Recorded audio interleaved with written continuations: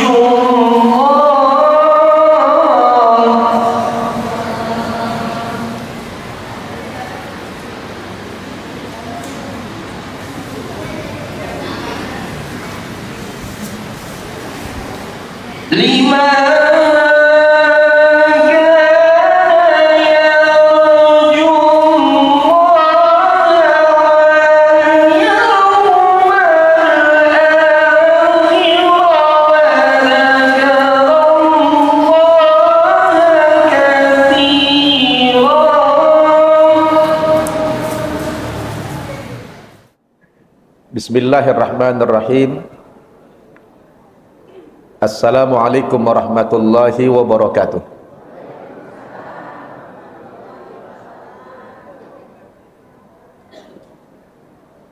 Alhamdulillahi wa kafa,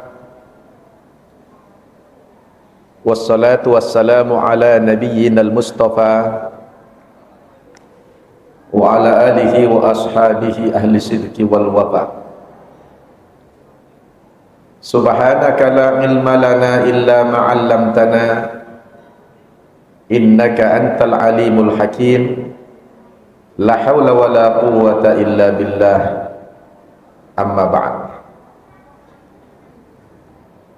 Qala Allah subhanahu wa ta'ala fil Qur'anil Karim, a'udzu billahi minasy syaithanir rajim. Laqad manallahu 'alal mu'minina idh ba'atha fihim rasulan min anfusihim yatlu 'alaihim ayatihi wa yuzakkihim wa yu'allimuhumul kitaba wal hikmah wa in kanu min qablu lafi dhalalin mubin. Wa qala Rasulullah sallallahu alaihi wasallam, walladhi nafsu Muhammadin biyadihi la yasma'u bi ahadun min hadhihi al-ummah Yahudiyun wala Nasraniyun thumma yamut wa lam yu'min billadhi ursiltu bih illa kana min ashabin nar. Atau kama qala Rasulullah sallallahu alaihi wasallam. Yang saya hormati pengurus DKM Masjid Al-Muhajirin, yang saya muliakan para pemuka masyarakat, tokoh-tokoh agama, para asatidzah, bapak-bapak, ibu-ibu, saudara-saudara, jamaah pengajian Maulid Masjid Al-Muhajirin rahimakumullah. Alhamdulillah,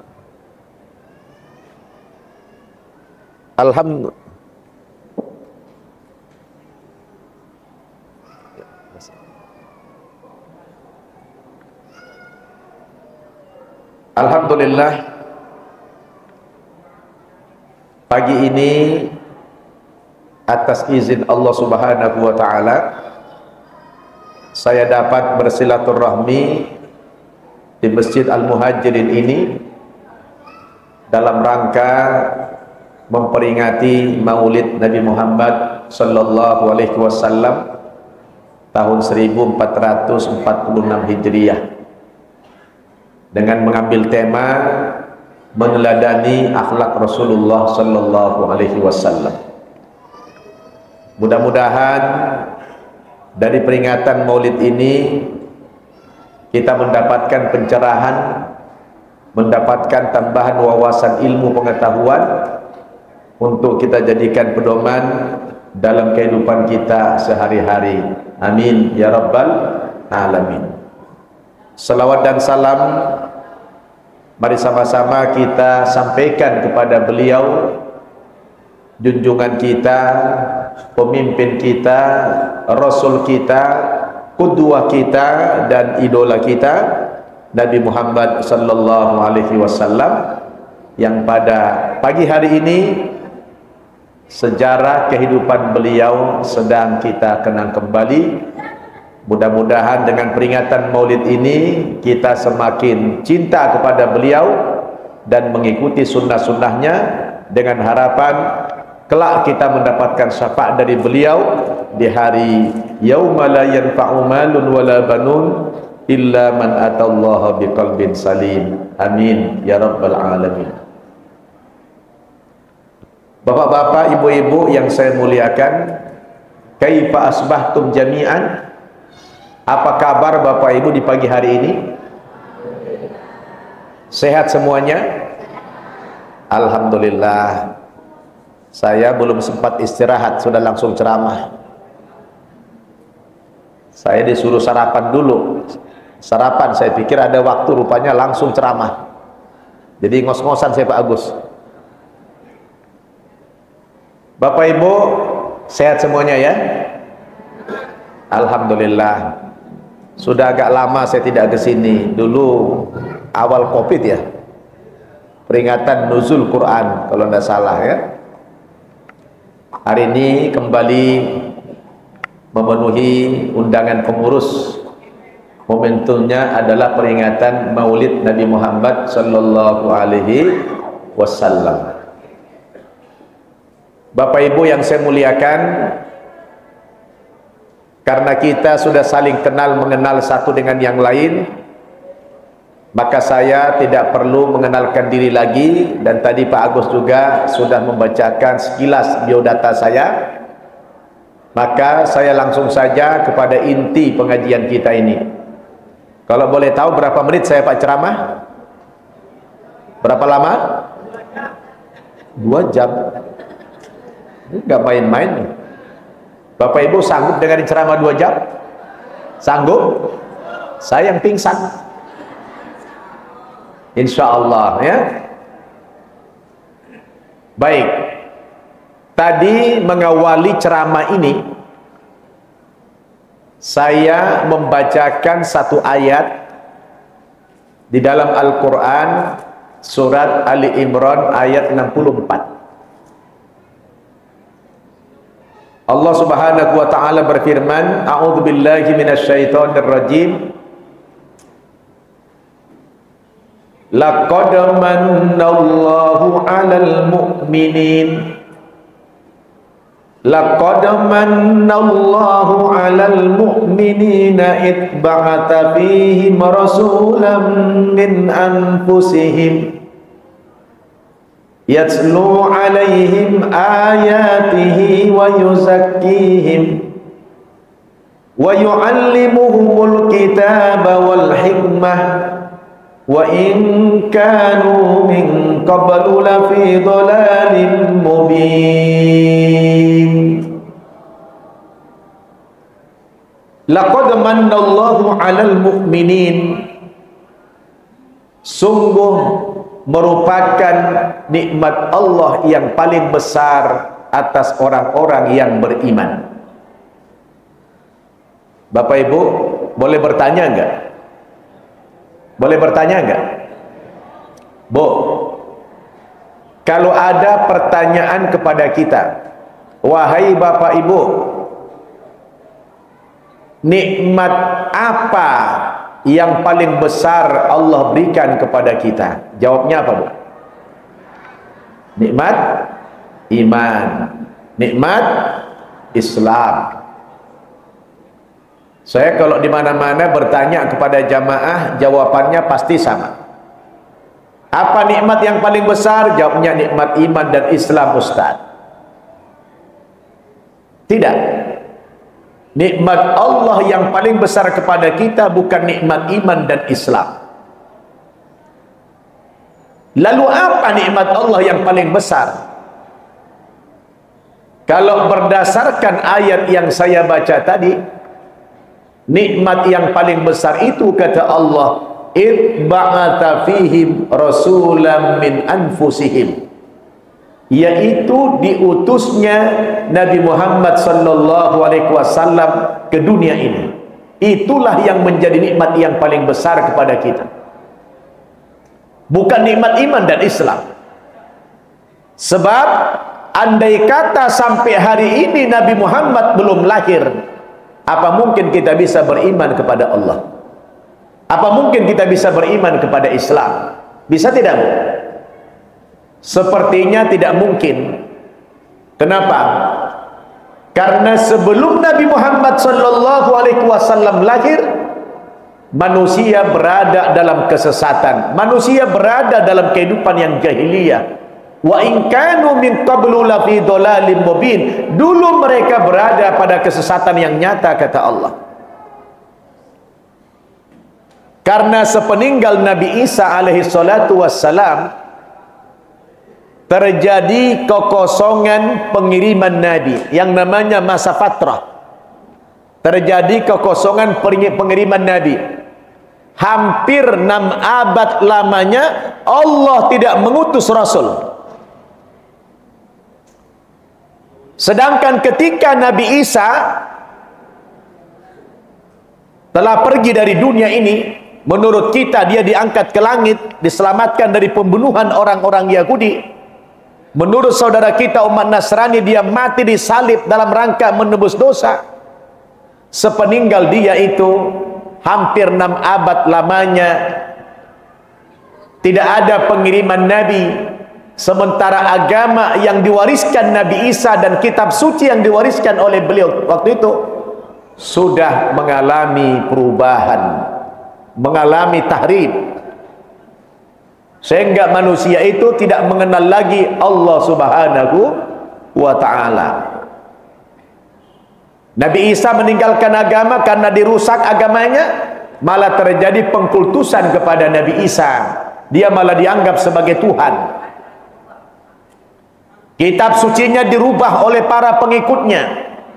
Yuharrifunal kalima min ba'di mawadih. Mereka rubah kitab sucinya. Maka dunia masa itu berada dalam kegelapan, tidak tahu siapa Tuhan yang sebenarnya.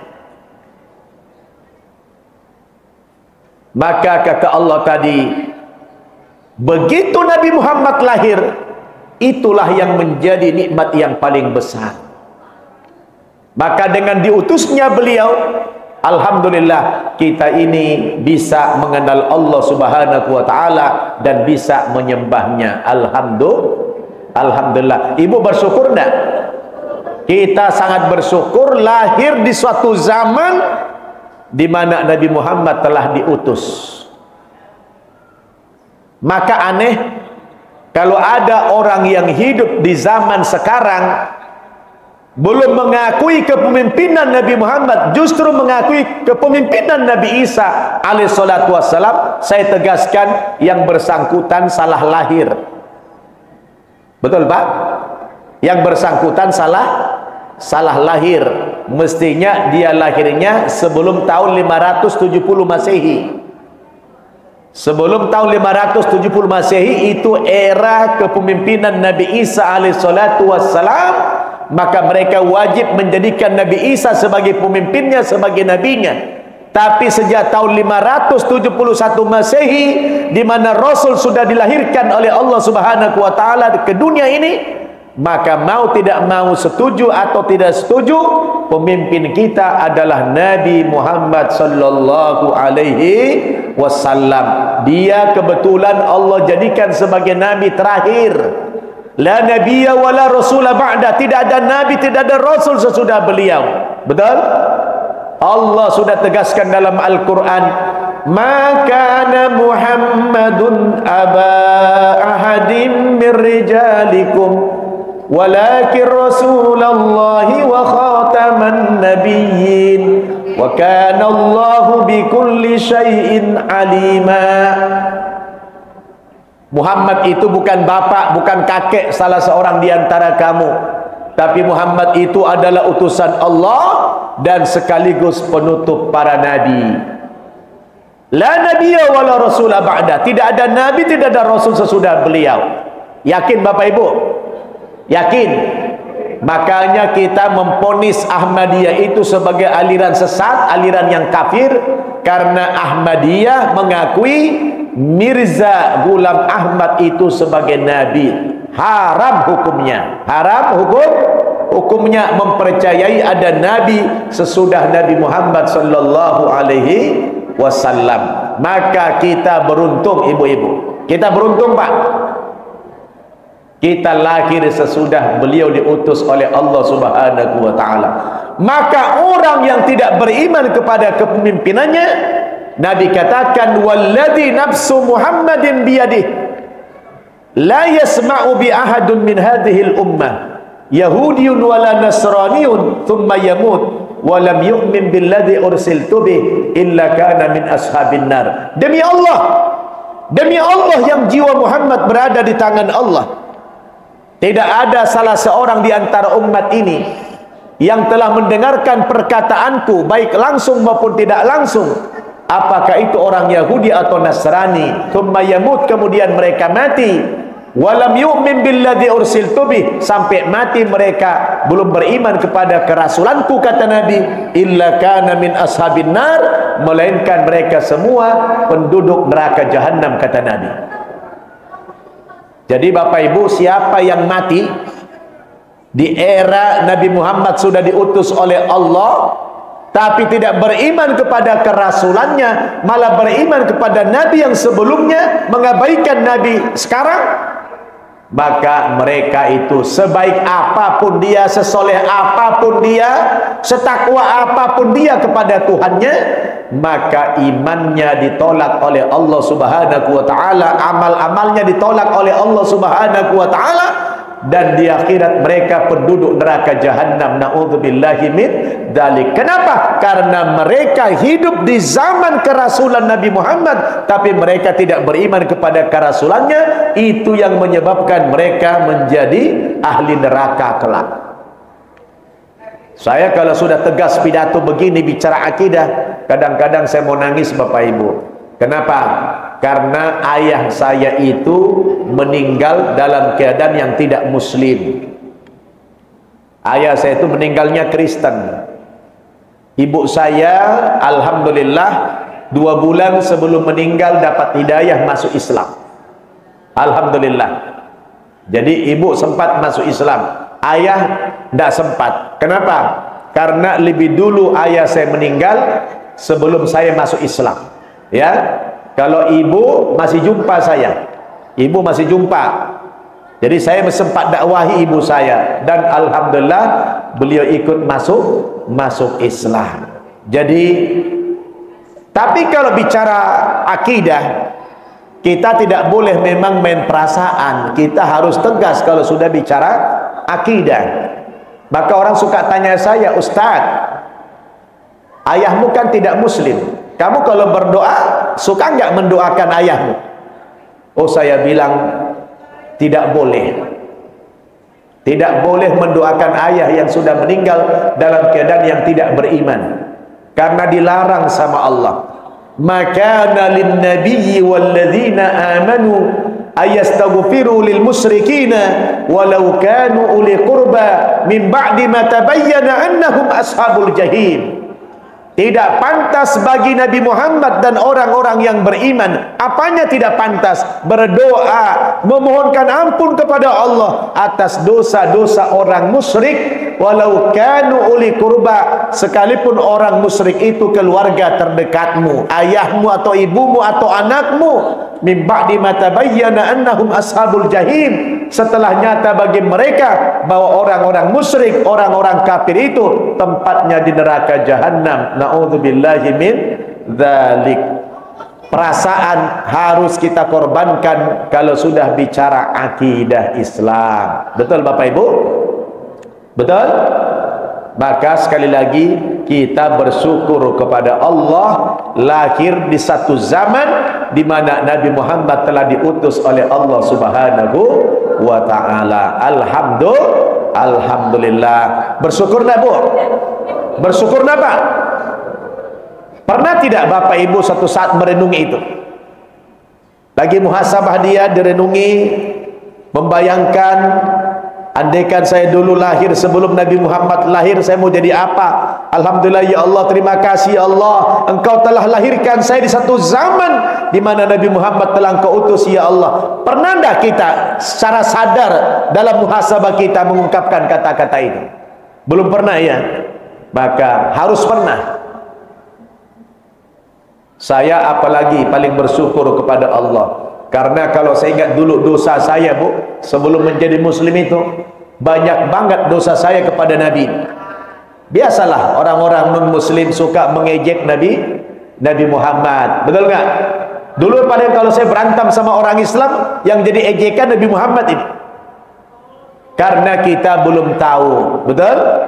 Tapi begitu kita kenali sosok Nabi Muhammad itu, subhanallah, beruntunglah ada garansi dari Nabi, al-islamu yahdimu makana qablah. Islam itu menghapus dosa yang sebelumnya. Dulu saya suka menghina beliau, mengejek beliau, dengan kita sudah mengucapkan dua kalimat syahadat, maka dosa-dosa yang lalu itu dihapus oleh Allah Subhanahu wa taala. Alhamdulillah, itu indahnya menjadi muallaf. Betul? Ibu bapak pengen dihapus juga dosanya, pengen. Lalu ibu pengen keluar dulu gitu. Hah? Oh, Ustaz saya pengen ke Ustaz juga. Lalu keluar dulu dari Islam sehari dua hari. Hari ketiga balik lagi mengucapkan dua kalimat syahadat. Insya Allah dihapus. Insya Allah dihapus. Cuma yang dihapus bukan dosanya, pahalanya yang dihapus. Orang kalau murtad, kata Allah, wa may yartadid minkum an dinihi fayamut wa huwa kafir. Barang siapa yang murtad dari agama Islam, jangankan satu hari, 1 menit pun dia murtad, kemudian dia mati, wa huwa kafir, matinya mati kafir. Kalau sudah murtad, apa kata Allah? Faulaika habitat a'maluhum fid dunya wal akhirah. Semua amalan-amalan ibadah yang pernah dia kerjakan semasa dia menjadi muslim dulu, dibatalkan semua pahalanya oleh Allah. Pahala solatnya batal, pahala puasanya batal, pahala hajinya batal, semua pahala-pahala ibadahnya batal. Wa ulaika ashabun nar, dan kelak mereka penghuni neraka jahanam. Berapa lama? Hum fiha khalidun, kekal selama-lamanya, kata Allah Subhanahu wa taala. Na'udzubillahi min dzalik. Maka jangan sempat murtad dari agama Islam ini. Saya belum lama ini, 3 minggu yang lalu didatangi seorang wanita sarjana akuntansi dari Uni Braun, murtad. Kebetulan orang Pelumpang ini. Akhirnya ibunya bawa ke saya, nangis-nangis emaknya. Ustaz, tolong sadarkan anak saya Ustaz, dia murtad dari Islam, dia pindah agama. Alhamdulillah dialog dengan saya 3 kali. Langsung dia sadar mengatakan, iya Ustaz, ternyata memang Islam itu yang benar. Saya gegabah, saya menyesal, saya salah mengambil sikap. Saya bilang belum terlambat. Anda murtad, masih ada kesempatan kembali kepada Islam ini. Dia syahadat, cuma bedanya apa? Kalau orang yang dari Muslim murtad, balik lagi, nggak dihapus dosanya. Kalau orang yang dari agama lain pindah Islam ini, begitu dia syahadat, memulai hidup dari nol lagi, 0. Tapi kalau orang murtad kembali ke Islam, memulainya minus. Ya, utangnya numpuk, dosanya banyak, dia harus tebus.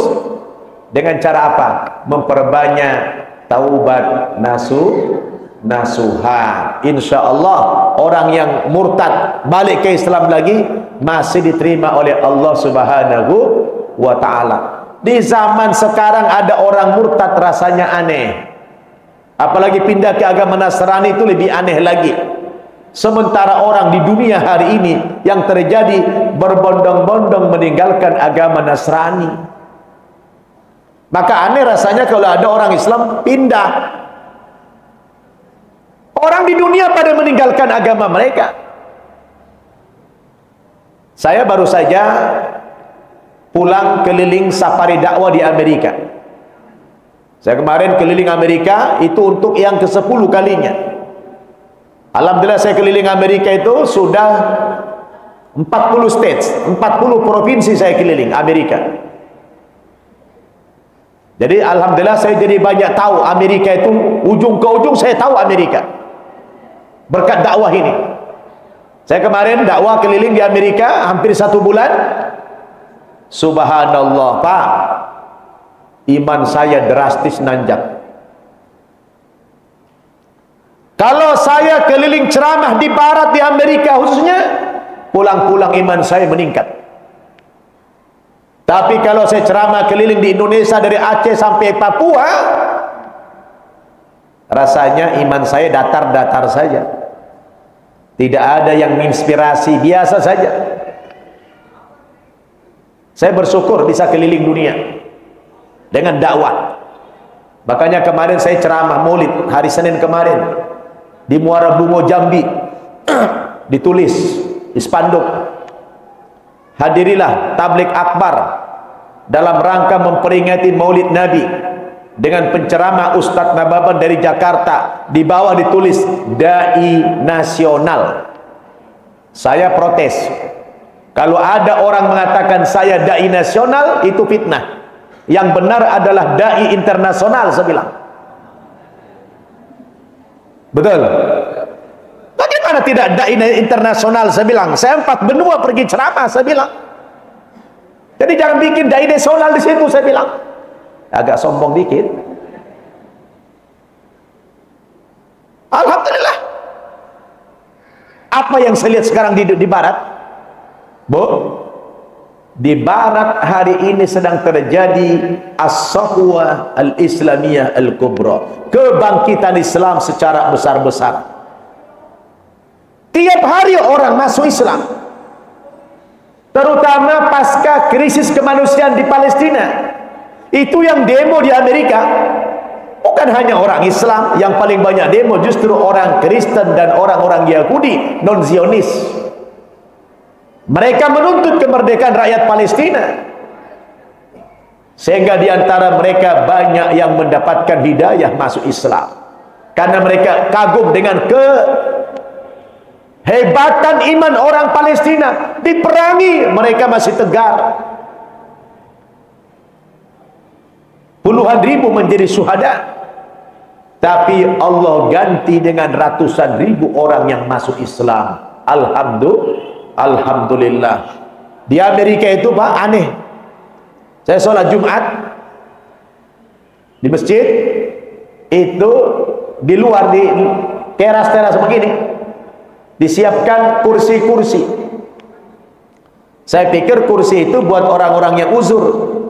Ternyata kursi-kursi yang di luar itu disediakan bagi orang-orang Kristen dan orang-orang Yahudi yang ingin mendengarkan khutbah Jumat.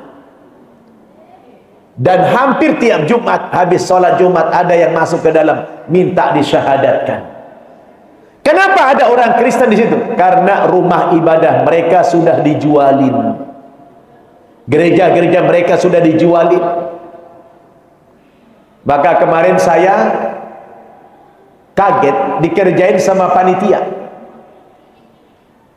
Saya dibawa ke sebuah gereja dan di situ ada mes pendeta. Ustaz, panitia menginapkan antum di sini. Saya bilang, antum memurtadkan saya lagi? Kok dibawa ke gereja saya? Jelas salibnya di atas. Dikerjain saya sama panitia, ditaruh di mes pendeta. Antum memurtadkan saya? Maaf Ustaz, kami lagi ngerjain antum. Ini memang gereja, tapi sudah kita beli jadi masjid. Coba antum ke depan sana, dibawa saya ke depan, ada pelangnya. Ini ada saya foto nih. Di pelangnya ditulis Masjid At-Thohir. Pelangnya, tapi di atas salib. Di bawah ditulis Masjid At-Thohir. Coba antum masuk ke dalam. Masuk ke dalam, sudah ada sajadah-sajadah begini, ada sop-sopnya. Baru tenang saya. Tadinya saya marah. Kenapa saya dibawa ke gereja? Saya bilang. Rupanya gereja itu sudah dibeli oleh pengusaha Indonesia, namanya Boy Thohir. Kakaknya Erick Thohir, Menteri BUMN. Maka dikasih nama Masjid At-Thohir. Disitulah saya base campnya dibuat. Dan alhamdulillah masyarakat Muslim Indonesia sudah membeli 5 gereja dijadikan masjid. Di Houston, Texas, ada juga gereja dibeli sama orang Islam Indonesia dijadikan Masjid Istiqlal. Kemudian di Washington DC, gabungan 3 state, Washington DC, Maryland, Virginia, membeli sebuah gereja dijadikan masjid namanya Imam Center. Di San Bernardino, satu kota di state California, juga dibeli gereja dijadikan Masjid At-Taqwa. Di Philadelphia ada Masjid Al-Falah. Dan baru-baru ini Ustadz Adi Hidayat beli gereja di Toronto dijadikan masjid namanya Istiqlal. Jadi itu baru masyarakat Muslim Indonesia, Pak.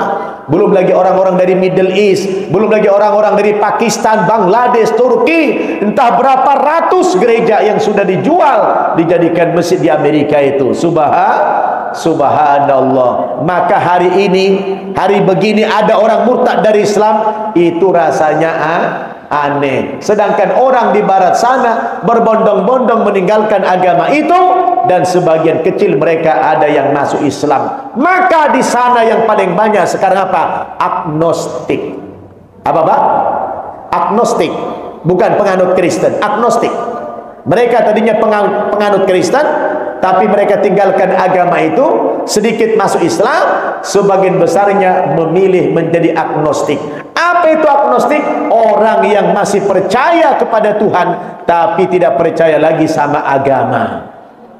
Beda dengan ateis. Kalau ateis nggak percaya Tuhan, nggak percaya agama. Tapi ini agnostik, mantan Kristen. Dia percaya sama Tuhan itu ada, tapi mereka sudah tidak percaya lagi dengan agama. Maka ini peluang kepada kita dakwah kepada mereka, betul?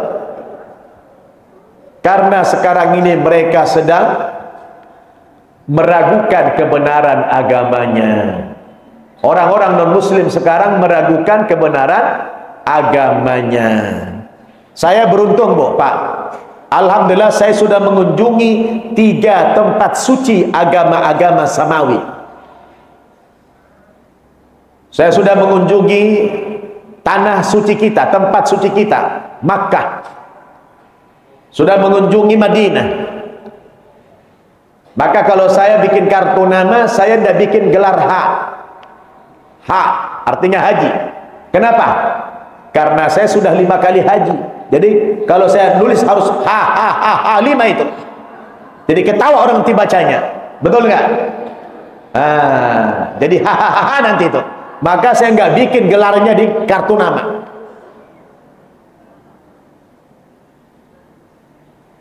Saya juga sudah mengunjungi tempat suci orang Nasrani Protestan di Bethlehem. Sudah 2 kali malah saya ke sana, ke Bethlehem. Saya sudah naik ke Bukit Golgota. Saya juga sudah mengunjungi tempat suci orang Katolik di Vatikan. Dari 3 tempat suci yang saya kunjungi itu, nampak jelas kebenaran itu ada di mana. Subhanallah, ketika kita mengunjungi tanah suci umat Islam di Makkah, Madinah, ya Allah, luar biasa isak tangis kita, betul? Yang Allah katakan, a'udzu billahi minasyaitonir rajim. Inna awwala baitin wudi'a lin-nasi lalladzi bi Bakkah mubarakan. Lalladzi bi Bakkah mubarakan wa hudan lil alamin. Fihi ayatun bayyinatun maqamu Ibrahim wa man dakhalahu kana amina walillahi 'alan nasi hajjul baiti man istata'a ilaihi sabila wa man kafara fa innallaha ghaniyyun 'anil 'alamin.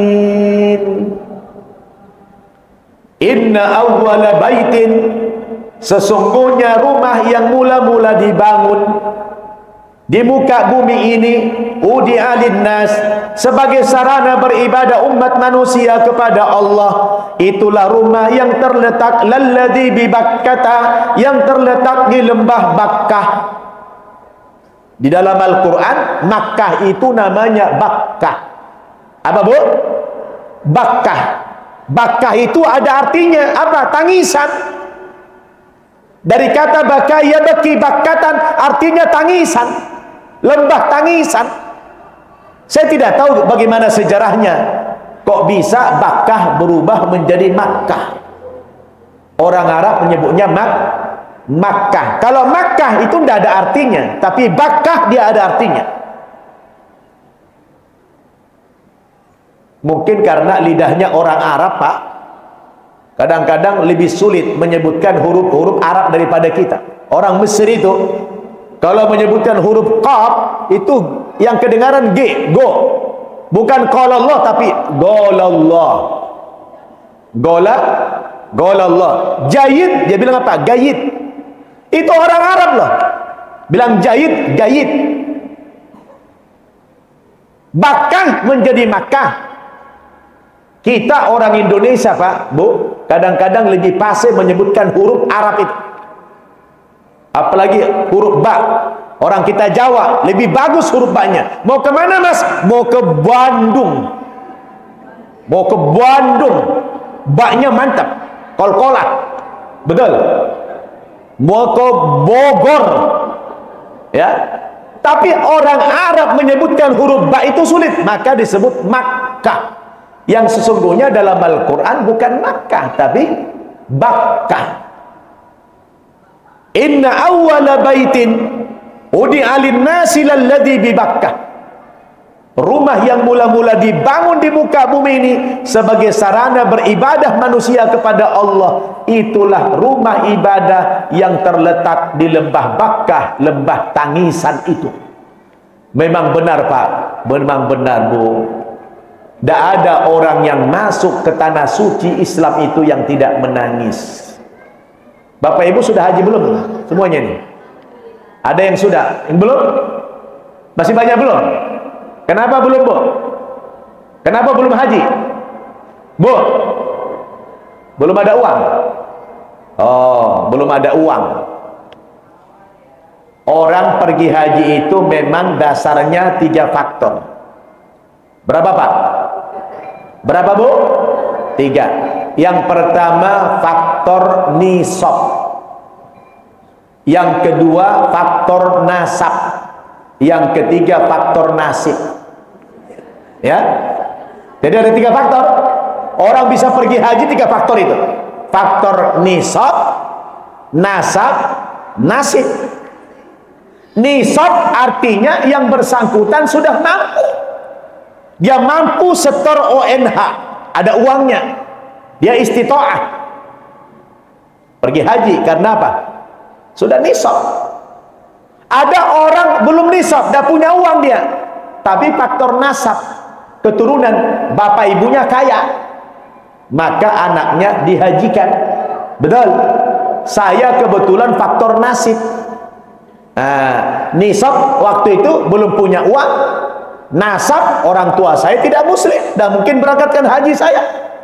Nah, yang mungkin jalur nasib. Ada trepel nunjuk saya jadi pembimbing haji dan umroh, ada nasibnya. Alhamdulillah. Ibu yang tidak punya nasib mau pengen pergi haji tidak? Saya kasih ilmunya, mau? Kalau bapak ibu pengen cepat pergi haji, tolong diamalkan 2 surat. Dicatat tuh 2 surat. Berapa bu? 2 surat. Yang pertama, tolong amalkan surat Al-Waqi'ah. Surat apa? Al-Waqi'ah. Sering-sering baca surat Al-Waqi'ah, insya Allah memperlancar rezeki. Yang kedua, tolong diamalkan surat Tanah. Surat apa? Surat Tanah. Diapain? Bawa ke bank jadi agunan, ambil uang. Pergi haji itu. Itu namanya surat Tanah. Surat Waqi'ah aja belum cukup, harus pakai surat Tanah juga. Ustaz, saya punya surat Tanah, surat nikah kalau laku. Pokoknya harus pergi haji. Kenapa? Pergi haji itu wajib sekali dalam seumur hidup. Nah, saya sudah mengunjungi tempat-tempat suci itu. Memang punya daya tarik, punya magnet yang luar biasa. Jangankan sudah di tanah suci, bu. Kadang-kadang kita bimbingan manasik, baru dibawa ke asrama haji Pondok Gede, di sana ada replika Ka'bah, udah menangis duluan. Padahal baru Ka'bahan sudah nangis. Benar nggak? Apalagi kalau sudah sampai di Mekah sana. Saya kalau dari Jeddah itu udah naik bis, jamaah pada tidur. Begitu sampai di Mekah kelihatan menara jam gadang itu, jamnya Grand Zamzam itu, dan kelihatan menara masjid. Bu, Pak, bangun, Bapak Ibu bangun, kita sudah sampai di Mekah, itu sudah kelihatan menara masjid. Itu jamaah langsung menangis, saking hebatnya daya tarik Ka'bah itu. Apalagi kalau kita sudah masuk Masjid Al-Haram, berjalan sampai menuju kelihatan sudah Ka'bah, langsung berdoa, dia terucap spontan, Allahumma zid hadzal baita tashrifan wa ta'ziman wa takriman wa mahabatan wa zid man syarrafahu wa 'azzamahu wa karramahu mimman hajjahu aw itamarahu tashrifan wa ta'ziman wa birran. Dia langsung menetes air matanya. Betul tidak? Dia punya daya tarik yang hebat itu Ka'bah Al-Musyarrafah.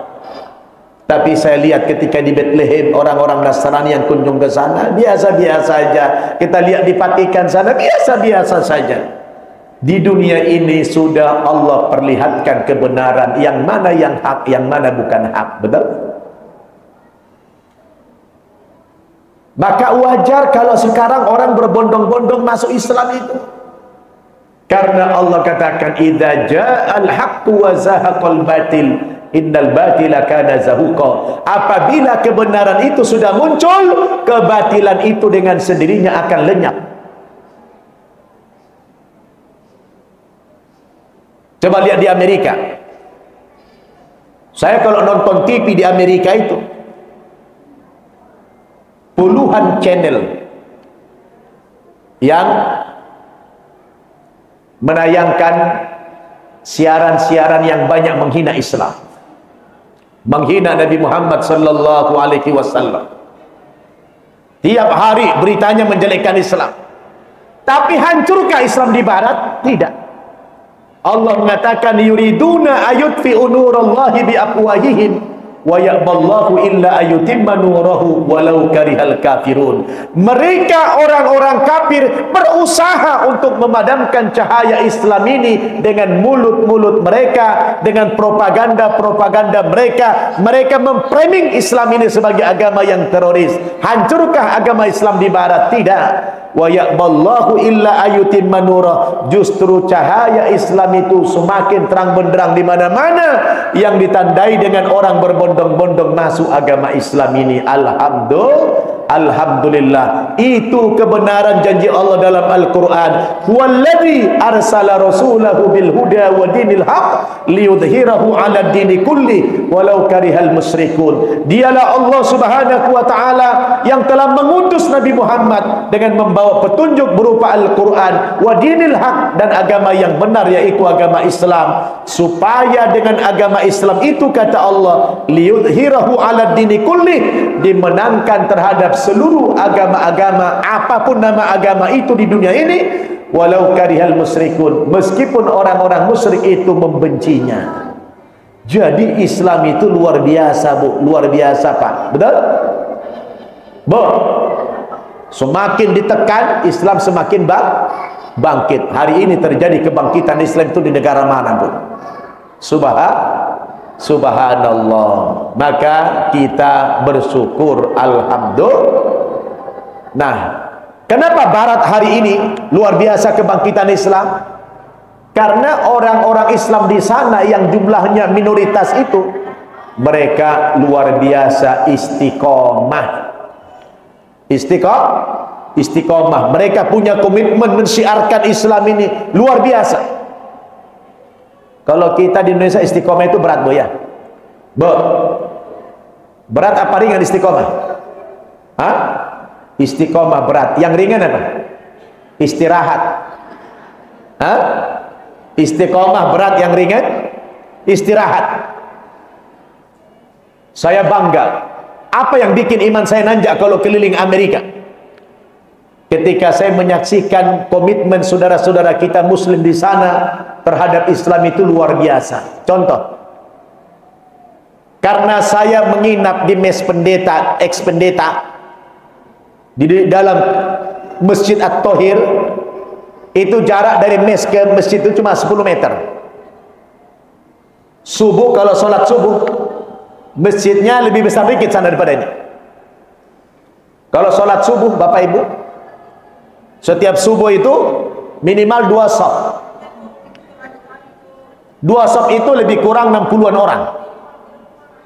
Itu kalau saya iseng tanya sama Muslim Indonesia atau Muslim orang-orang non-Indonesia, ya akhi, ya brother, antum sholat subuh berjamaah tiap pagi di sini, kalau boleh tahu jarak rumah antum dengan masjid ini berapa jauh? Rata-rata yang menjawab, Bu, paling dekat. Jawabannya apa, Pak? Paling dekat. Ada yang bilang, saya setiap pagi itu 1 jam naik mobil.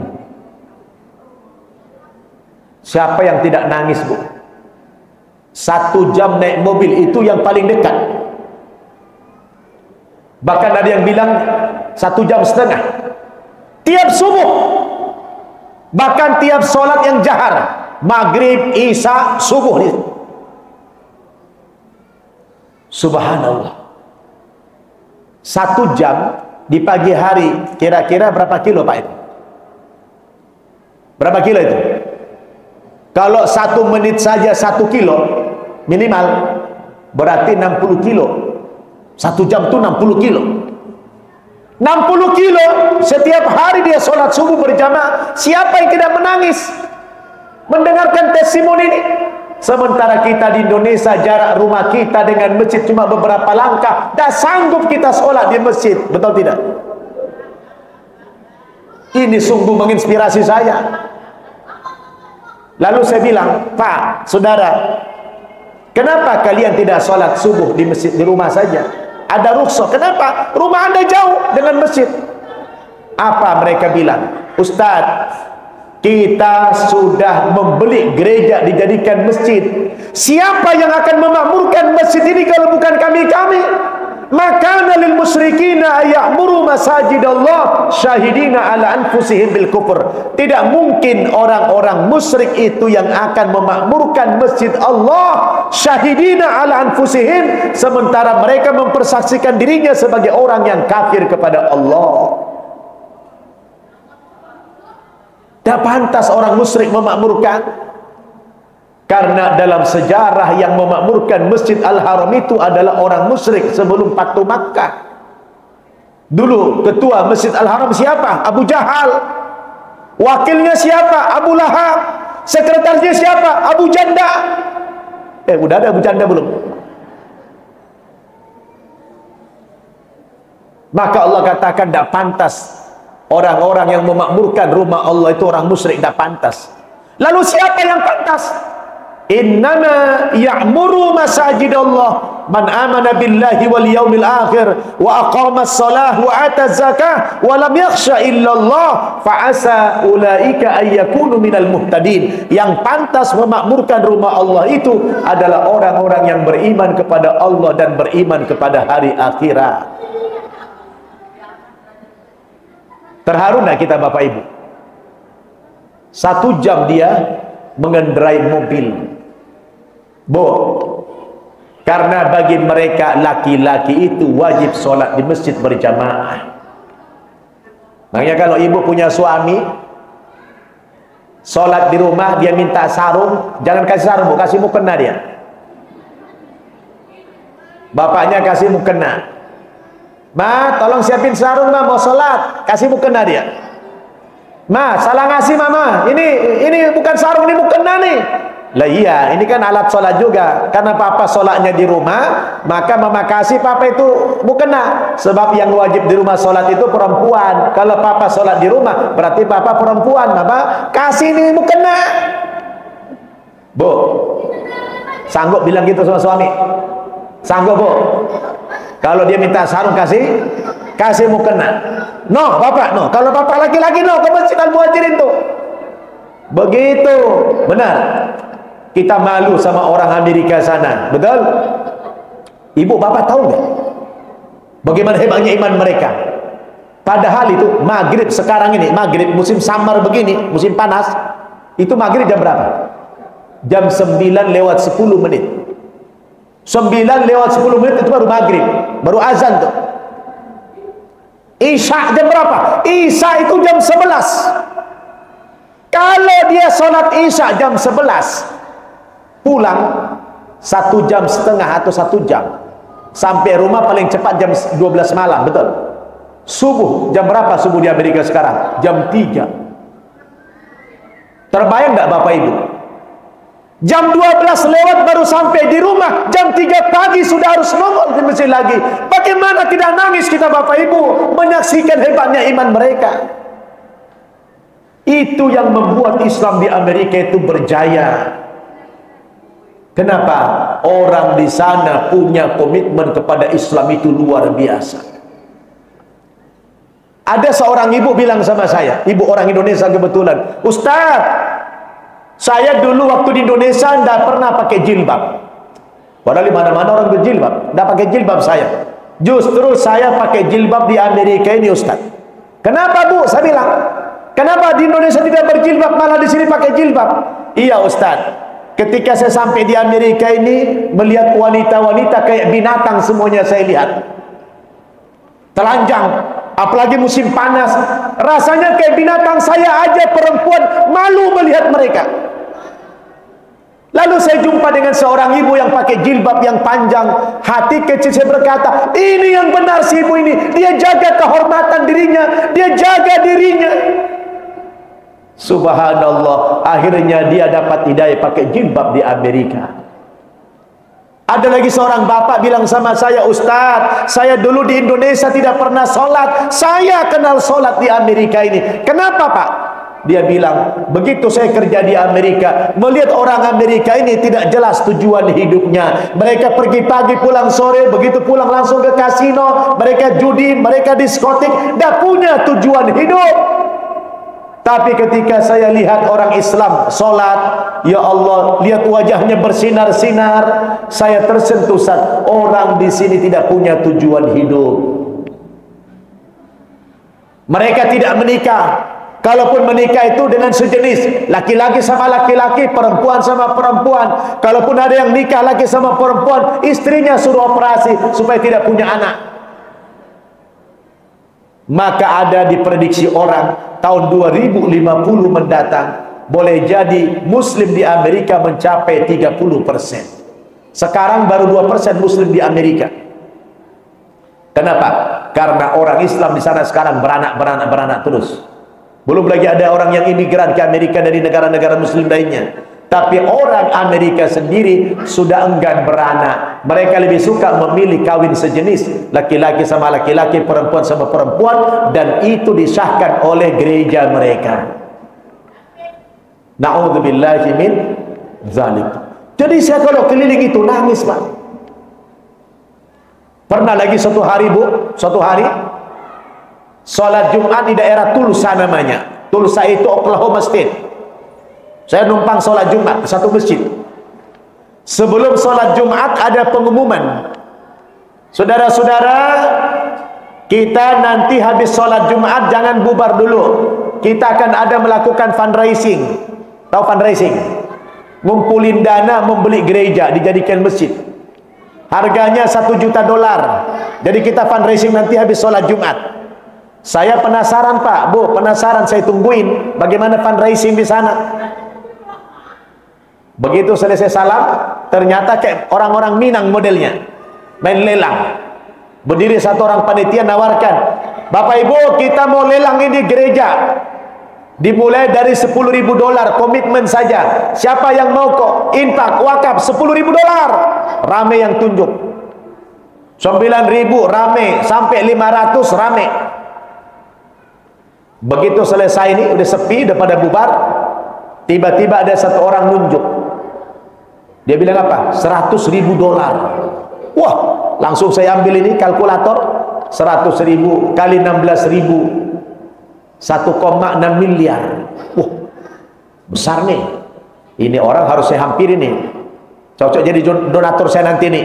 Kira-kira gitu. Karena waktu itu lagi bangun pesantren saya. Kenalan, brother, siapa namanya? Ternyata dia ini mu'allaf. Mu'allaf. Baru 8 tahun menjadi mu'allaf. Saya bilang, sama kita, saya belum. Cuma saya sudah lama, saya bilang. Kita senasib.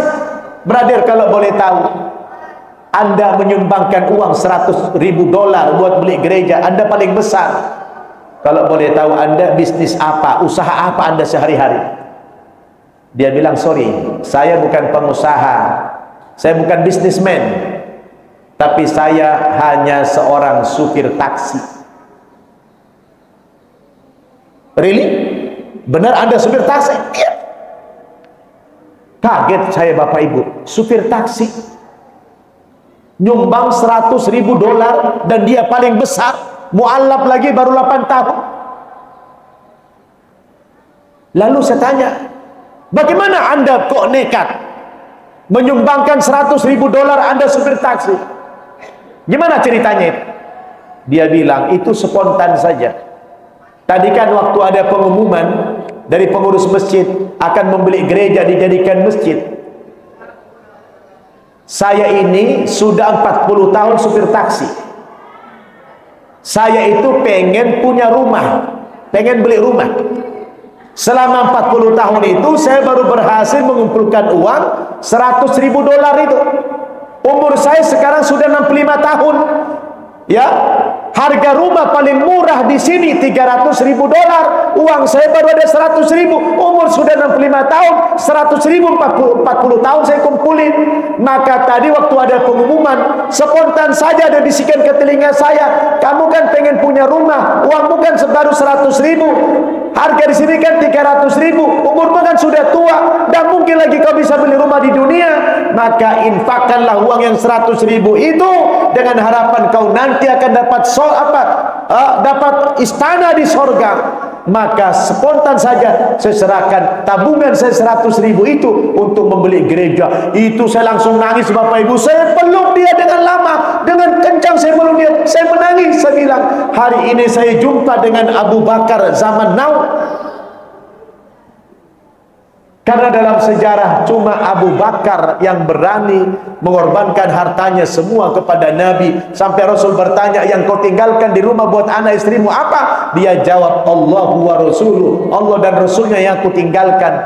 Hari ini saya jumpa dengan Abu Bakar, saya bilang, Anda luar biasa imannya. Iman saya tidak ada segininya dibandingkan Anda. Saya bilang, Anda punya uang 100.000, semuanya Anda sumbangkan buat membeli gereja itu. Subhanallah, bagaimana iman saya tidak bertambah ketika itu Bapak Ibu menyaksikan langsung fenomena yang semacam ini.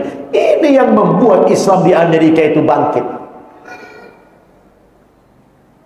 Kadang-kadang saya berpikir begini, apakah memang sudah menjadi sunnatullah, hukum alam? Setiap orang yang sedikit jumlahnya, minoritas itu kadang-kadang lebih hebat daripada orang yang banyak.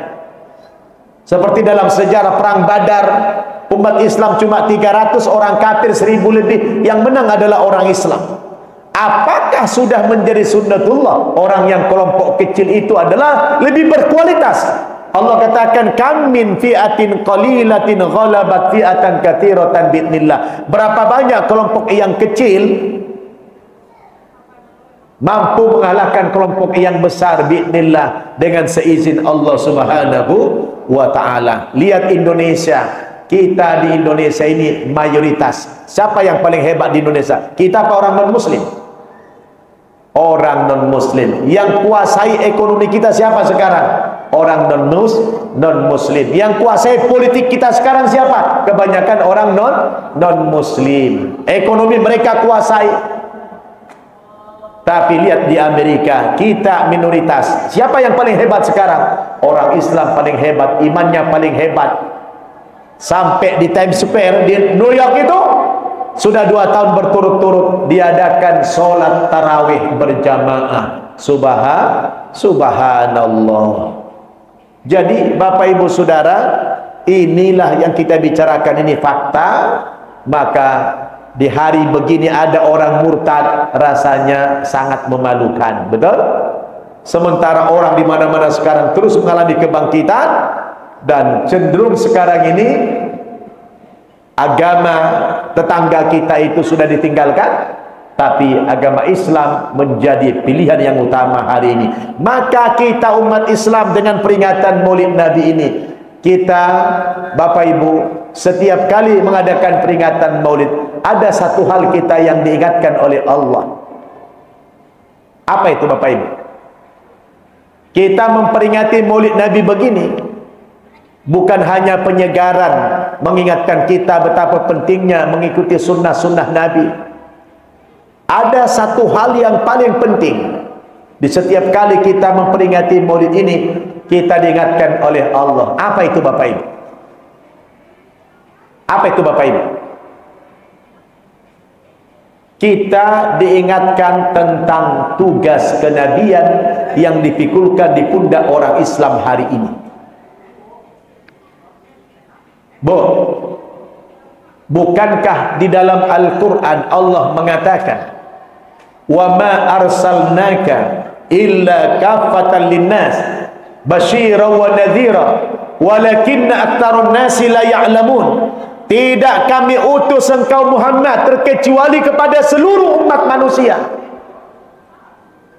Ternyata Nabi Muhammad itu diutus oleh Allah bukan hanya kepada bangsa Arab, tapi kepada seluruh umat manusia. Berbeda dengan nabi-nabi terdahulu. Nabi-nabi sebelumnya diutus oleh Allah hanya kepada kaum atau bangsa tertentu saja, di mana mereka diutus oleh Allah, betul? Tapi Nabi Muhammad tidak demikian Bapak Ibu. Beliau diutus Allah di tengah-tengah masyarakat Arab, tapi tugasnya adalah berdakwah kepada seluruh umat manusia. Tapi sayang, tugas yang berat kepada seluruh umat manusia ini, Allah mentakdirkan umur beliau pendek. Umurnya hanya 63 tahun. Itu juga dipakai berdakwah cuma 23 tahun. Karena baru umur 40 dia diangkat menjadi Rasul, betul? Lantas Nabi baru bisa berdakwah di 2 tempat. Di Makkah 13 tahun, di Madinah 10 tahun. Sehingga beliau belum kemana-mana. Jangankan ke Amerika, jangankan ke Eropa. ke negara-negara terdekat seperti Mesir, ke Irak, ke Iran, ke Qatar, ke Kuwait. Nabi belum sampai, beliau sudah meninggal dunia. Pertanyaan saya, apakah ketika Nabi meninggal dunia di usia 63 tahun, tugas kenabian beliau sudah selesai? Pak, apakah di saat Nabi meninggal dunia tugas kenabian itu sudah tuntas? Ternyata belum. Kenapa? Karena Allah menugaskan Nabi kita untuk berdakwah kepada seluruh umat manusia, dan beliau belum sempat kemana-mana, sudah meninggal dunia. Berarti ketika Nabi meninggal, tugas kenabian itu belum selesai. Lalu siapa yang akan meneruskan tugas estafet berdakwah ini? Itulah dipikulkan kepada umatnya, kepada kita semua. Sehingga Allah katakan, kuntum khaira ummatin ukhrijat linnas. Kamu umatku ini, umat Islam ini, kata Allah, adalah umat yang terbaik yang dikeluarkan kepada seluruh umat manusia. Di pundak kita ini ada beban untuk berdakwah, mendakwakan Islam kepada seluruh umat manusia. Maka Allah katakan dalam ayat lain, wa ma kunna mu'adzibina hatta nab'atha rasula. Kami tidak akan mengazab suatu kaum sampai datang kepada kaum itu utusan Allah untuk berdakwah. Dakwah ini harus sampai kepada seluruh umat manusia. Maka begitu kita peringati Maulid Nabi, kita diingatkan dengan satu kewajiban, satu tanggung jawab, satu beban, satu amanah yang tidak boleh kita abaikan. Amanah apa, Bu? Amanah untuk berdakwah linnasi jami'a, kepada umat manusia semuanya. Maka saya pribadi harus berangkat ke Eropa, berangkat ke Amerika, berangkat ke Australia, berangkat di benua Asia ini, karena kita punya target. Jangan sampai ada seorang manusia pun di muka bumi ini yang belum sampai kepada mereka berita-berita kebenaran agama Islam ini. Kita diminta pertanggungjawaban sama Allah Subhanahu wa taala kelak kalau kita meninggalkan tugas berdakwah ini. Maka kita harus berdakwah. Berdakwah artinya mengajak orang kepada kebenaran, mengajak orang kepada Islam. Tidak hanya lewat retorika, lewat pidato-pidato di mimbar seperti ini, tapi ada kalanya kita berdakwah kepada orang menggunakan apa? Amwal, menggunakan harta. Bisa kita berdakwah menggunakan apa? Bil qalam, dengan tulisan. Dan yang paling baik berdakwah menggunakan apa? Dakwah bil hal, dakwah yang konkret. Dakwah yang konkret. Apa dakwah yang konkret? Dakwah dengan contoh, dakwah dengan keteladanan. Kalau kita mengatakan Islam itu agama yang rahmatan lil alamin, agama kasih sayang, harus bisa kita buktikan Islam itu agama yang kasih sayang. Dan Rasulullah itu merupakan representasi daripada Islam yang rahmatan lil alamin itu. Beliau beda dengan nabi-nabi terdahulu. Nabi-nabi terdahulu mereka sulit mengimplementasikan Islam yang rahmatan lil alamin karena mereka punya pemahaman, punya akidah, punya fanatisme yang sangat tinggi. Contoh, dulu di zaman Nabi Ibrahim Khalilullah, suatu hari ada orang yang tidak beriman kepada Allah, orang miskin yang kelaparan, datang kepada Ibrahim minta tolong. Ibrahim, saya kelaparan, saya sudah sekian hari tidak makan, tolonglah dibantu saya makanan. Karena Ibrahim tahu orang yang datang mengemis tadi bukan orang yang beriman kepada Allah, bukan yang beragama Islam, maka Nabi Ibrahim tidak bantu, tidak kasih. Tidak kasih itu. Akhirnya Pak, karena tidak dikasih, si laki-laki yang kelaparan ini dia berjalan pergi mencari bantuan di tempat lain. Tiba-tiba dia lemas di tengah jalan, dia meninggal dunia karena kelaparan. Begitu dia meninggal dunia, Allah spontan menegur Nabi Ibrahim. Ya Ibrahim, itu hambaku Kenapa engkau tidak kasih makan dia padahal dia kelaparan? Hanya karena dia tidak beriman kepadaku. Ibrahim, biar kau tahu, kata Allah, dia sudah 450 tahun kafir kepadaku, tapi dia masih saya kasih makan, saya kasih dia rezeki. Dia baru satu kali datang kepadamu minta bantuan, tapi kau tidak layani. Karena Ibrahim punya fanatisme, dia seorang yang hanif, dia tidak suka dengan orang kafir. Maka kalau Ibrahim berdoa, lihat doanya, dia berikan dalam Al-Quran oleh Allah, surat Al-Baqarah. Wa idza qala Ibrahimu Rabbi ja'al hadha balada amina warzuq ahlahu minat thamarat man amana minhum billahi wal yawmil akhir. Ibrahim kalau berdoa, ya Allah, kata Ibrahim apa? Jadikanlah negeri Makkah ini menjadi negeri yang aman dan sentosa. Berikanlah, rezekilah penduduk negeri ini dari buah-buahan. Man amana minhum billahi wal yaumil akhir, orang yang beriman saja kepadamu dan beriman kepada hari akhirat. Dia kalau berdoa, doanya minta rezeki hanya untuk orang yang beriman saja. Lalu orang kafir gimana? Lalu kata Allah, wa qala wa man kafara. Ibrahim kalau doa jangan hanya orang beriman saja. Orang kafir gimana? Fa umatti'uhu qalilan.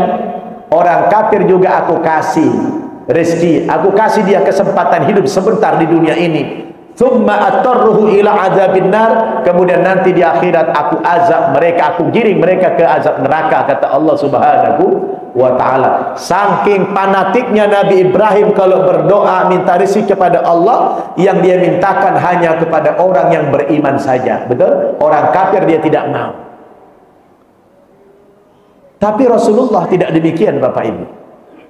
Oh, Nabi Nuh lebih dahsyat lagi. 950 tahun dia berdakwah, hanya belasan orang yang masuk Islam yang beriman, bahkan istri anaknya pun kafir. Oh, dia berdoa apa doanya? Rabbi la tadar alal ardi minal kafirina dayara innaka intadarhum yudillu ibadaka wa la yalidu illa fajirun kafaro. Oh, Ibrahim lebih dahsyat lagi.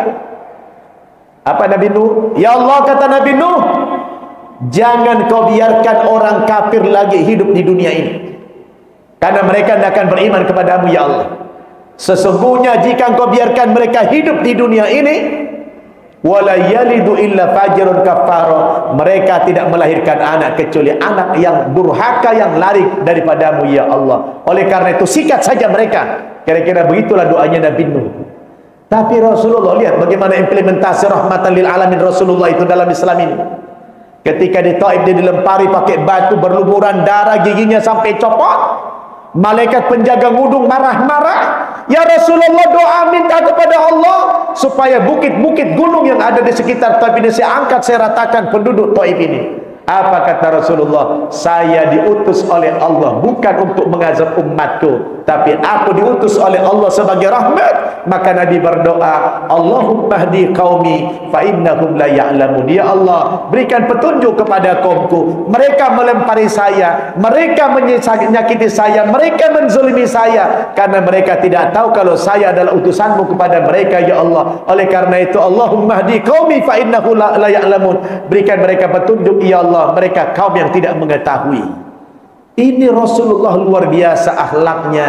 Dia adalah representasi daripada Islam yang rahmatan lil alamin itu. Maka kalau itu kita praktekkan dalam kehidupan, di mana orang-orang lagi ragu dengan agamanya, saya yakin Bapak Ibu akan semakin banyak orang yang masuk Islam. Maka hidupkan syiar Islam itu terus.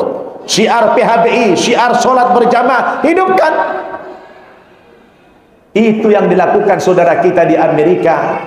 Maka dampaknya adalah Amerika, negara barat hari ini adalah menjadi kebangkitan Islam. Subhanallah. Maka Bapak Ibu Saudara, marilah kita dari peringatan Maulid ini tumbuhkan sebuah kesadaran. Jangan kita tiap tahun peringatan Maulid, tapi kita mengabaikan kewajiban kita, yaitu kewajiban berdakwah di jalan Allah Subhanahu wa ta'ala. Dakwah, ajak orang kepada Islam ini. Kalau kita menjadi sebab orang dapat hidayah, Nabi katakan la ayyahdiyallahu bika rajulan wahida khairul laka minad dunya wa ma fiha. Kalau lewat perantaraanmu ada orang masuk Islam, maka itu lebih baik bagimu daripada dunia dan segala isinya. Saya bersyukur, alhamdulillah, sering saya dialog dengan orang Kristen.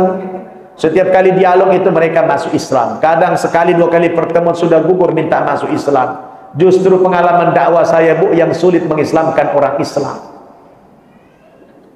Pak, yang sulit mengislamkan siapa? Yang sulit mengislamkan orang Islam. Lebih sulit mengislamkan orang Islam ketimbang mengislamkan orang Kristen. Kalau mengislamkan orang Kristen itu gampang. Asal kita tahu trik-triknya, tahu ilmunya, tahu strateginya, insya Allah mereka akan dapat hidayah. Betul? Tapi mengislamkan orang Islam itu memang sulitnya minta ampun, Bapak Ibu. Berat rasanya. Ya, ini pengalaman pribadi saya. Ada orang sebelum mendengarkan pidato saya dia belum sholat. Begitu mendengarkan pidato saya tidak sholat juga dia. Ini artinya apa? Lebih sulit mengislamkan orang Islam. Maka budaya dakwah ini harus kita hidupkan. Ustaz, saya perempuan, ibu rumah tangga, ada urusan. Mau laki mau perempuan sama, balighu anni walau ayatan. Sampaikanlah oleh kamu dari aku, kata Nabi, walaupun hanya satu ayat. Umat lain sedang menanti, lagi menunggu kita ini. Kalau kita menampilkan Islam yang elegan, Islam yang terbaik, insya Allah banyak orang dapat hidayah nanti. Sebab orang non muslim, Bu, Pak, melihat agama kita ini, melihat Islam ini seperti anak kecil melihat durian. Orang non muslim melihat Islam ini seperti anak kecil melihat durian. Coba anak kecil kasih durian dia, takut enggak? Takutnya minta ampun. Melihat durinya mengerikan. Tapi coba dibelah isinya, Bu. Coba dibelah isinya. Kasih makan itu anak, doyan enggak? Doyan. Begitulah orang non-muslim terhadap Islam ini. Dari luar mereka lihat Islam itu mengerikan, teroris, sadis, ekstremis. Betul tidak? Tapi begitu dibedah konsep Islam itu, mereka tahu masuk Islam, mereka justru paling hebat memperjuangkan Islam. Betul? Begitu. Maka kita berkewajiban untuk menampilkan Islam yang elegan itu, Islam yang kasih sayang itu, dengan tidak mengabaikan ketegasan kalau sudah menyangkut masalah-masalah penghinaan, menyangkut masalah-masalah akidah. Betul tidak? Tapi di luar itu kita harus menampilkan akhlak kita sebagai orang Islam. Sebab kebanyakan orang melihat Islam itu dari kulit, dari tampilan kita, maka kita wajib menjadi iklan daripada agama kita. Betul? Rasulullah itu sudah menampilkan semuanya, menampilkan akhlak yang terbaik, yang kita tidak bisa urai karena kita sudah tahu semuanya. Bagaimana akhlak Nabi itu luar biasa. Betul? Dan dulu orang masuk Islam bukan lewat retorika, bukan lewat pidato-pidato, tapi karena akhlak Rasulullah sallallahu alaihi wasallam, terutama akhlak beliau apa? Yang menghargai orang-orang yang kecil. Coba lihat Bilal bin Rabah. Bilal bin Rabah itu dulu adalah budak, orang negro, betul tidak? Yang di zaman jahiliyah budak itu tidak ada nilainya, sama dengan binatang harganya itu. Tapi kemudian Bilal itu dimerdekakan oleh Abu Bakar Siddiq radhiyallahu anhu, dia masuk agama Islam. Begitu dia masuk agama Islam, Bilal bin Rabah mendapatkan kedudukan terhormat dalam Islam. Dapat jabatan apa? Jabatannya menjadi muadzin, tukang azan. Bagaimana seorang budak yang negro dia bisa hidup berdampingan, hidup sejajar, duduk bersamaan dengan seorang pemimpin besar, dengan seorang rasul? Ini akhlak yang luar biasa bagi Nabi. Betul? Dan itulah yang ditakuti orang-orang jahiliyah dulu, Bu. Kenapa orang-orang jahiliyah dulu kebanyakan yang masuk Islam itu adalah orang-orang yang mustad'afin, orang-orang yang lemah, bukan orang-orang mutsrafin, bukan orang-orang kaya. Kenapa? Kenapa bukan orang-orang kaya yang banyak masuk Islam dulu? malah orang-orang miskin, budak-budak yang masuk Islam. Karena orang-orang kaya Bapak Ibu di zaman jahiliyah dulu terjadi kasta-kasta, perbedaan kasta, karena tidak mungkin orang kaya, pejabat duduk sejajar dengan budak, tidak mungkin. Kenapa Abu Jahal, Abu Lahab enggan masuk Islam, padahal ponakannya seorang Rasul? Yang ditakuti Abu Jahal, yang ditakuti petinggi-petinggi Arab, yang ditakuti orang-orang kaya waktu itu daripada Islam ini bukan konsep tauhidnya, Bu. Bukan konsep tauhidnya. Apa yang mereka takuti dari Islam ini? Konsep persamaan derajatnya. Semua manusia sama di mata Allah. Itu paling mereka takuti. Mana mungkin bos harus duduk dengan anak buah? Betul. Gengsi lah. Yang namanya pemimpin duduk dengan anak buah, gengsi. Apalagi dengan mantan budak, gengsi. Mereka tidak takut dengan konsep tauhid, tapi mereka takut dengan konsep persamaan derajat. Rasul bisa duduk sejajar dengan Bilal, seorang budak, bahkan mendapatkan jabatan sebagai muadzin dalam Islam. Itu yang mereka takuti, persamaan derajat itu. Maka kalau ada di antara kita, Pak, Bapak Ibu punya supir, Bapak Ibu tidak mau ngajak supir makan barang, sebenarnya Bapak Ibu telah mewarisi budaya jahiliyah itu. Betul? Bapak Ibu punya pembantu di rumah, pergi ke restoran, itu pembantu hanya nyuapin anak saja makan, tidak diajak makan. Kalaupun disuruh makan tidak semeja, disuruh di meja yang lain. Sebenarnya budaya itu adalah budaya jahiliyah yang sedang kita praktekkan. Betul? Itu bukan akhlak Islam, itu bukan akhlak Nabi. Betul tidak? Dan itu yang ditakuti orang jahiliyah dulu. Maka mereka enggan masuk agama Islam. Karena apa? Takut dengan persamaan derajat itu. Dan Nabi katakan, ayuhan nas, inna rabbakum wahid wa inna abakum wahid, kullukum min Adam wa Adamu min turab, la fadla li arabin ala ajamin illa bittaqwa. Wahai umat manusia, sesungguhnya Tuhan kamu satu, Allah. Bapak moyang kamu satu, Adam. Setiap kamu berasal dari Adam, dan Adam diciptakan dari tanah. La fadla li arabin ala ajamin illa bittaqwa. Tidak ada kelebihan orang Arab daripada orang yang bukan Arab kecuali takwanya kepada Allah Subhanahu wa ta'ala. Ternyata dalam Islam itu tidak berlaku yang namanya faktor nasab. Tidak laku nasab, yang laku nasib. Ya, Bu. Kan sekarang lagi ramai orang bicara nasab, betul nggak? Lagi ramai orang menggugat nasab. Dalam Islam tidak ada untungnya, gunanya nasab. Karena dalam Islam itu yang paling mulia siapa? Bukan nasab.